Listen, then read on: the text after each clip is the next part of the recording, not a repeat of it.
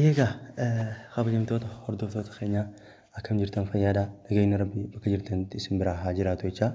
Har'a karaa teekinooloojiitiin jechuudha viidiyoo addaa isinii qabannee dhufnee jirra. Isinis viidiyoon tunis jechuudha akkaataa itti paaswordii waayifaayi keenyaa jijjiirru jechuudha. Maqaa waayifaayi keenyaatti illee jechuudha fayyadanii san godhuudhaaf jechuudha karaa waayifaayi keenya jechuudha bakka gajjabeessine jechuudha. Hayyee kun akkuma agartan connected ta'ee jira jechuudha.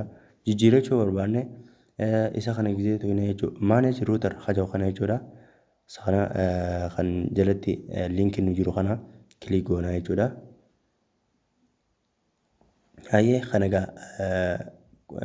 addaan bal'isnee asitti itti galchina jechuudha. Username fi password jechuudha.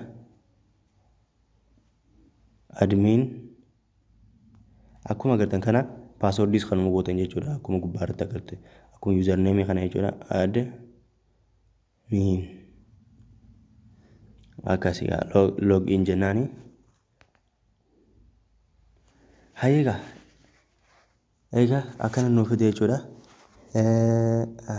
Akkuma agartan jechuudha. Akkuma agartan nuuf fide jira jechuudha. Hayyee asii gisee dhufne jechuudha. Network hajau kana kilik goona. Network jalatti jechuudha. Serverii keenya walaanii yoon ta'e waan ta'eef W ilaanii waan ta'eef W ilaanii hajau kana kilik goona jechuudha.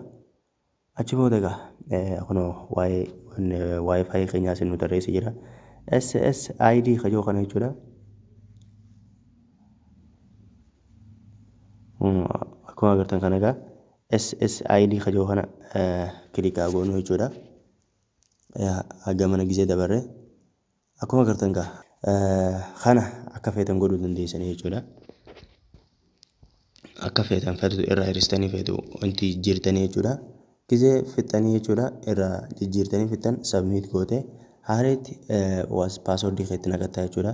Nuti immoo akka kaayyoo teenyaatti jechuudha. Wanni yaanuuf password waan ta'eef SSID security setting hajau kana SSID setting hajau kana dhiifneetuma security hajau kana kilik goona jechuudha. Hayyee gisee gamana dabarru kunoo passphrase hajau kana jechuudha. Asin nuuf fide show password hajau sanduuqa jala kana right yoo goone kunoo passwordiin wanti keenya akkanaa jechuudha. Kana jijjiirree yoo fakkeenyaaf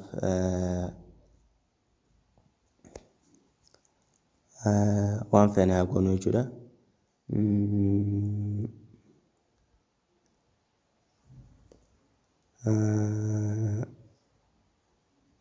Hayyee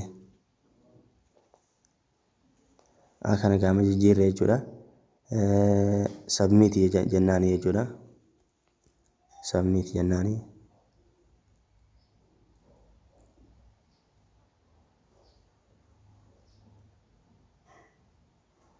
Xiqqoon yaa'ina jechuudha hamma nuuf fidu. Akkuma agartan bahee jechuudha waayifaayiin connection gadhiise. Hayyee amma irra deebineeti waayifaayi keenya passwordii itti galchine san wanta goonaa jechuudha. Akkuma agartan gisee passwordiin jijjiirame kanuma ja'a saved uma ja'a jechuudha fidu wanni takka wanni si dhufu hin jirtu. Kana waan ta'eef kilik jajjabeessineetuma forgot password hajau kana kilik goone jechuudha. Haareetti itti galchine jechuudha passwordii keenya.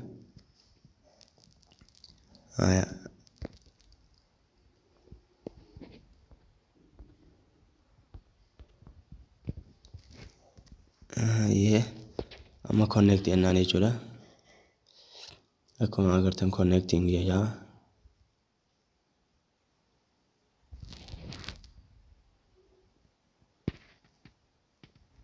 Hayyee password sirrii mitiin isaa.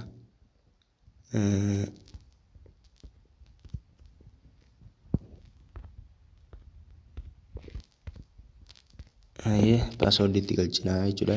Connect jennaani. Connecting jedha.